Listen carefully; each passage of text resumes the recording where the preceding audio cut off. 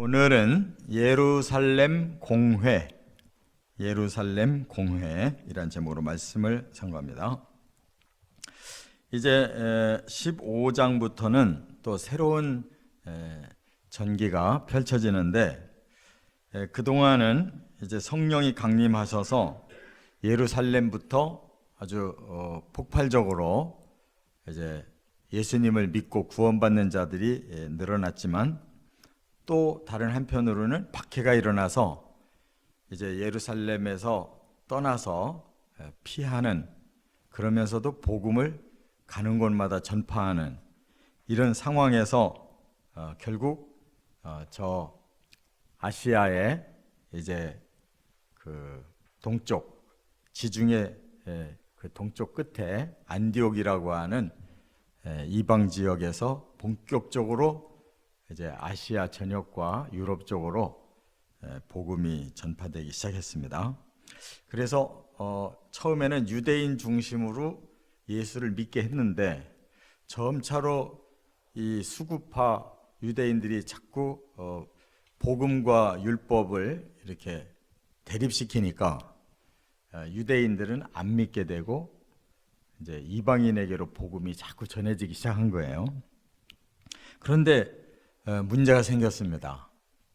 예루살렘의 이제 성도 중에 지도자급이 안디옥에 와가지고 말씀을 전하는데 이상하게 말씀이 다른 거예요. 그 뭐가 달랐느냐? 이 유대인 그리스도인이 그 출신이 어디냐면 바리새파 출신인 거예요. 그러니까 바리새파라는 것은 아주 구약의 율법에 굉장히 보수적인 해석을 하는 사람들, 그러니까 미슈나 탈무드 같은 그러한 그 해석서를 가지고 성경을 보기 때문에 예수를 믿기는 믿어도 율법도 그대로 행해야 된다는 거예요. 두 가지를 다 해야 된다는 거예요. 그러니까 할례도 받아야 되고 율법도 지켜야 되고 복음도 믿고 또 순종해야 되고, 완전히 이제 기독교를 짬뽕시켜 버린 거예요. 그러니까 안디옥 교회에서는 이제 바울을 통해서 말씀을 배웠기 때문에 이게 너무나 달라요. 그래서 혼란이 생긴 겁니다. 이제 교회들이 이거 어떻게 해야 되냐, 너무나 큰 혼란이 왔어요. 그래가지고 이제 안디옥에서 대표들이 예루살렘으로 와서 공회, 그러니까 교회가 공식적인 회의를 이제 해서 여기서 이제 가닥이 잡힙니다. 그래서 율법 할례 이것은 복음과 병행되는 거 아니다. 복음은 복음만 가지고 충분히 유대인도 이방인도 다 구원받는다라는 결론을 맺은 것이 예루살렘 공회입니다. 그래서 이제 거기서부터 순수한 구원론이 이제 다시 정리가 된 거예요. 우리는 오늘날 이 내용이 얼마나 중요한 건가를 깨닫게 되는데, 우리가 복음으로 충분히 구원받는다 하면서도 실상을 보면은 교파가 너무 많고 교단이 너무 많고 신학이 너무 많고 이런 많은 부작용이 일어나서 불순물이 너무 많아요. 그래서 바로 이 사도행전 15장에 예루살렘 공회에서 결정된 순수한 복음, 이걸로 다시 돌아가야 되는 거예요. 너무나 사람들의 말이 많아요. 그래서 그 순수한 복음이 뭔가를 오늘 분명하게 우리가 깨달아야 된다 그 말이에요. 두 가지로 이제 말씀이 나눠지는데, 첫째는 1절부터 21절에 보면 성삼위 하나님의 뜻에 순종하라. 이것이 이제 그 회의의 주제예요. 중요한 건 뭐냐? 성부, 성자, 성령이 원하시는 그 진리가 뭐냐 이거예요. 그것만 순종하면 된다. 이렇게 딱 집약이 됐어요. 먼저 이제 바나바와 바울이 안디옥 교회를 대표해서 왔는데, 그 중에 말씀을 바울이 잘 전하잖아요. 그래서 바울이 이제 제일 먼저 안디옥 교회의 그 상황과 더불어 그동안 하나님이 어떻게 역사하셨느냐라는 것을 설명합니다. 그런데 그 1차 선교 여행의 내용을 이제 그대로 얘기하는 거예요. 왜냐하면 성령께서 이제 선교사를 파송해라라고 명령했기 때문에 안디옥에서 최초로 바나바와 바울이 선교사 돼서 1차 선교 여행을 했잖아요. 그래서 많은 교회들이 생겼어요. 이제 그러고 나서 이렇게 예루살렘에서 공회를 모였기 때문에 바울은 간증을 한 거죠. 먼저 우리가 13장에 보면은 이제 잠깐 돌아가면 구브로 섬의 바보라고 하는 도시에서 총독을 믿게 해야 되는데 그 중간에 방해자가 있었어요. 바로 마술사가 있었어요. 그가 자꾸 가로막으니까 사도 바울이 아주 강력하게 그를 책망하면서 이렇게 하나님의 말씀을 거역하면 너 맹인 될 거다. 근데 그대로 맹인이 돼버렸어요. 그 바람에 총독이 예수를 믿고 그곳이 복음화가 됐던 그 상황을 지금 간증한 거예요. 그 다음에 또 13장에 비시디아 안디옥이라는 곳으로 이제 대륙으로 올라갔는데 거기서도 그 놀라운 그런 결과가 일어났어요. 사도 바울이 복음을 전했더니 많은 사람들이 예수를 믿고 제자가 생겼다 그랬고, 또 14장에 넘어가면 이고니온이라는 곳으로 더 들어갔어요. 그때 이제 허다한 유대인도 헬라인도 믿었고 표적과 기사가 일어났다 그랬습니다. 그 다음에 또 14장에서 루스드라라고 하는 곳에서는 안진뱅이도 고쳤고, 또 유대인들에 의해서 사도 바울이 돌에 맞아 죽었는데 살아나는 이런 기적도 체험했고, 또 더베라는 곳에 가가지고 복음을 전했는데 많은 제자를 삼았고, 그래서 그 후에 가이오나 디모데 같은 이런 훌륭한 탁월한 인물들이 다 거기서 출신들이 나왔단 말이에요. 이거를 간증하니까 이제 사람들의 마음에 예루살렘에서는 그래도 이렇게 과거에 그 율법을 굉장히 섬기던 곳이기 때문에 많이 이 그 바리새파 기독교를 많이 추종했거든요. 그러다가 사도 바울이 자기도 철저한 바리새파지만 성삼위 하나님의 역사로 이런 이방인들에게 놀라운 열매들이 맺혀졌다는 걸 간증하니까 많은 사람들이 그 말을 받아들이게 된 거예요. 그때 이제 6절부터는 베드로가 일어났어요. 베드로가 나서서 뭐라고 하느냐, 하나님이 나에게 나타나셔서 이방인도 구원해라라고 말씀하셨다는 거예요. 그 사건이 뭐예요? 바로 이 욥바라는 곳에서 베드로 자신이 환상을 보잖아요. 부정한 짐승 잡아먹어라. 저는 지금까지 그런 일이 없습니다 하고 사행하니까 이제부터는 내가 정하게 해놨으니까 다 먹어도 된다 라는 그런 계시의 환상이 3번이나 있었잖아요. 그래서 베드로가 이제 그 순종해서 따라갔더니 가이사랴라고 하는 곳에 이방인 백부자가 준비하고 사람들 다 모아놓고 기다리고 있었어요. 거기서 말씀을 전하는데 성령이 임해서 예루살렘과 똑같은 역사가 일어나는 거예요. 그리고 또 그 앞서 빌립이라는 집사가 사마리아에 가서 복음을 전했더니 사마리아 성이 들썩거릴 만큼 많은 사람이 돌아왔거든요. 그것을 또 확인하러 베드로와 요한이 파송되어 사마리아에 갔다가 이 사람들이 주 예수 그리스도의 이름으로 예수 믿으니 성령도 받아야 된다 하고 안수하고 기도하니까 사마리아에서도 성령이 임했다는 거 아니에요? 이거는 베드로의 직접적인 간증이에요. 그러니까 예루살렘의 뭐 최고 이제 그 영적인 수장인 베드로의 그 모든 간증도 완전히 사도 바울과 일치하는 역사가 일어났다는 것을 확인해요.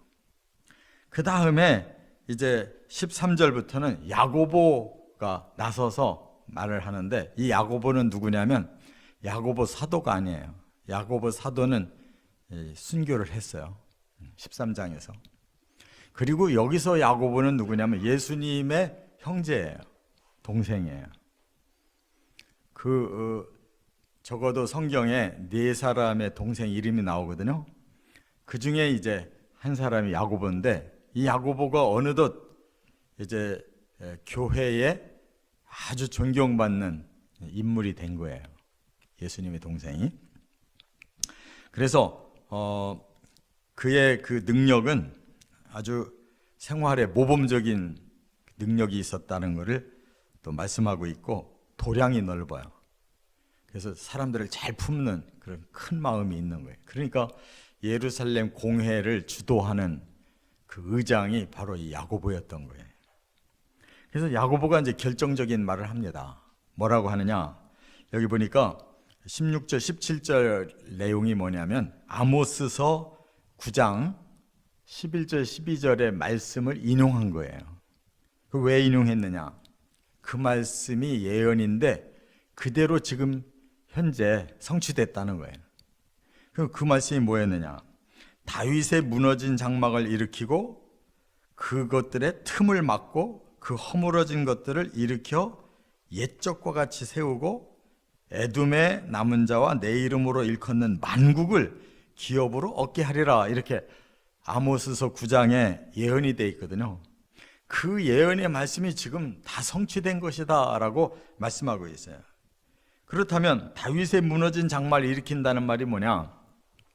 메시아를 의미하는 거예요. 다윗의 장막은 바로 그 자손 메시아가 와서 다시 세울 거다. 그게 바로 복음으로 구원시키겠다는 하나님의 약속이고, 그래서 그 틈을 막아줄 거다.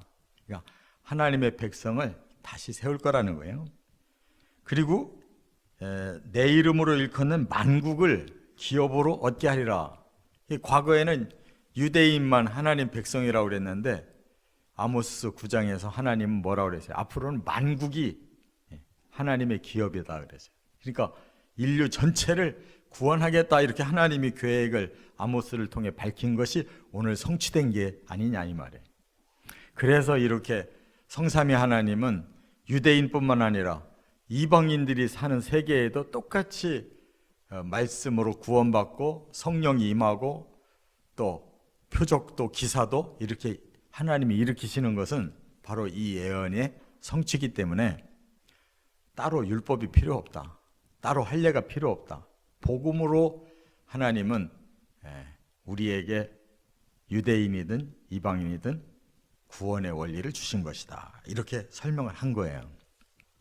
이제 그랬더니 그제서 이제 바울의 말도 베드로의 말도 야고보 의장의 말도 다 일치되잖아요. 구약의 할례를 받고 율법을 지키라는 시대가 이제는 메시아를 통해서 다 완성됐기 때문에 우리는 메시아가 주시는 십자가 복음, 부활의 복음을 믿기만 하면 구원받는 것이다. 이렇게 정리가 쫙 된 겁니다. 우리는 구약에서 가장 그 중요한 예언이 있어요. 그게 뭐냐? 예레미야 31장 31절부터 34절이 하나님이 이 예루살렘이 함락할 때 예레미야에게 주신 새 언약이에요. 새 언약. 그게 바로 복음 언약이라고 하는데, 그 말씀을 우리가 잘 깨달으면은 구약과 신약이 완전히 통달될 수가 있어요. 잠깐 말씀드리면 예레미야 31장 31절에 그랬어요. 보라, 날이 이르리니 내가 이스라엘 집과 유다 집에 새 언약을 맺으리라. 새 언약을 약속했어요. 그러면서 이 언약은 조상들의 손을 잡고 애굽 땅에서 인도하여 내던 날에 맺은 것과 같지 아니하다 그랬어요. 율법의 언약과는 다른 언약을 내가 주겠다 그런 거예요. 그러면서 그들이 내 언약을 깨뜨렸기 때문이다. 그러니까 이스라엘이 율법 언약을 깨뜨렸기 때문에 하나님은 새 언약을 이제 주셨다는 거예요. 그러면서 33절에 후에 내가 이스라엘 집과 맺을 언약은 이러하니 내가 나의 법을 그들의 속에 두며 그들의 마음에 기록하여 나는 그들의 하나님이 되고 그들은 내 백성이 될 것이다. 율법은 뭐예요? 돌에다가 새겨서 주시면서 너희가 이거 깨닫고 지켜라 이렇게 말씀했잖아요. 새 언약은 어떠냐? 아예 사람의 마음속에다가 그 말씀을 새겨주고 그것을 이루리라. 그것을 성령을 통해서 지키게 해주겠다는 거예요. 그러니까 구약의 율법과 바로 이 새 복음은 차원이 달라요. 그래서 예수님의 말씀은 사람들의 마음에 새겨지고 성령을 통해 그게 믿고 순종하고 따르게끔 새 언약은 구약과는 다르다는 거예요. 그래서 우리가 예수를 믿고 성령을 받음으로 정말 구원이 우리에게 임하고 구원받은 자로서의 변화가 성령을 통해서 우리의 내적 변화, 외적인 변화가 일어난다는 거 믿고 깨달으시 바랍니다. 그래서 이제 정리가 딱 됐어요. 그랬더니 이제 교회가 어떻게 변화됐느냐. 22절부터 35절까지 두 번째 초대교회는 하나가 됐다 하는 거예요. 그 갈등이 싹 봉합되고 하나 됐어요. 자, 그러면 하나 되는 데는 가장 초점이 뭐냐? 성삼위 하나님의 뜻이기 때문에 이 하나가 될 수 있는 거예요. 그래서 하나님이 기적을 주시고 성령이 능력을 부어주시고 말씀이 성취되는데 어찌 이것이 우리가 구원받는 복음이 아니겠느냐 이거예요. 그래서 복음의 특징은 하나님이 주도적으로 기적을 주셨어요. 성령이 사람들에게 임했어요. 말씀이 성취됐어요. 즉 예수 그리스도가 그 구약에 예언된 말씀을 그대로 다 이루셨어요. 그렇기 때문에 복음은 구약의 모든 문제를 다 해결했고, 그리고 사람들에게는 유대인이든 이방인이든 관계없이 복음만 받아들이면 성령이 임해서 사람을 변화시킨다 그 말이에요. 그 다음에 지도자들이 하나가 됐어요. 그동안은 바리새파 그 출신의 그 지도자들이 조금 말씀을 잘못 해석해서 이렇게 갈라지기 시작했지만 다시 예루살렘 공회를 통해서 지도자들이 다 하나가 됐다 그 말이에요. 이것이 중요한 거예요. 항상 지도자는 자기의 의견이나 생각, 사상을 드러내면 안 돼요. 이처럼 베드로도 바울도 야고보도 자기들의 생각이 아니라 하나님이 어떻게 하시려고 하느냐를 다 받아들이고 자신들부터 순종하니까 지도자들이 하나 될 수밖에 없는 거예요. 오늘날도 교파가 많은 거 다 사람이 만들어낸 거예요. 교단이 많은 거, 신학이 여러 가지가 있는 거. 성경은 절대 그렇지 않아요. 성경만 순종하면 절대로 교파나 교단이나 이런 신학 사상이 많이 늘어날 수가 없는 거예요. 전부 사람들의 생각이 거기에 곁들여져 가지고 자꾸 가르기 때문에 그런 거예요. 그래서 가르려고 하는 시도는 벌써 이단화가 되기 시작하는 거예요. 누가 더 정통하냐? 누가 정통하기는 성삼위 하나님이 이끄시는 방향이 정통한 거예요. 다른 건 없어요. 그 다음에 주의 말씀으로 하나 됐다 그랬어요. 제일 중요한 건 뭐예요? 예수님 복음이 제일 중요한 거예요. 이제는 예수님은 율법을 완성시키셨기 때문에 복음 안에 율법이 다 순종되고 있어요. 우리가 복음을 믿고 성령을 받으면 율법은 다 이루어져 가는 거예요. 우리는 못하지만 그것이 하나님의 뜻대로 완성되어 가도록 이렇게 복음으로 다 하나를 만들어 놓으셨다 그 말이에요. 그래서 여기 30절 31절에 보니까 안디옥에 내려가 무리를 모은 후에 편지를 전하니 읽고 그 위로한 말을 기뻐하더라. 그래서 예루살렘 공회에서 결정된 내용을 편지로 야고보가 딱 써가지고 보내줬어요. 그래서 그 내용을 쫙 읽고 나니까 성도들이 다 위로를 받고, 우리가 잘못된 게 아니라 바르게 믿고 있었구나. 그래서 큰 위로와 기쁨을 얻었다고 한 것처럼 저나 여러분이나 뭔가가 다른 것이 나올 때에는 항상 성경으로 돌아가야 돼요. 말씀이 진리이기 때문에 다른 것은 우리가 개입시킬 필요가 없어요. 언제든지 성경으로 돌아가서 처음 말씀, 처음 믿음으로 회복되어지시기를 주의 이름으로 축원합니다.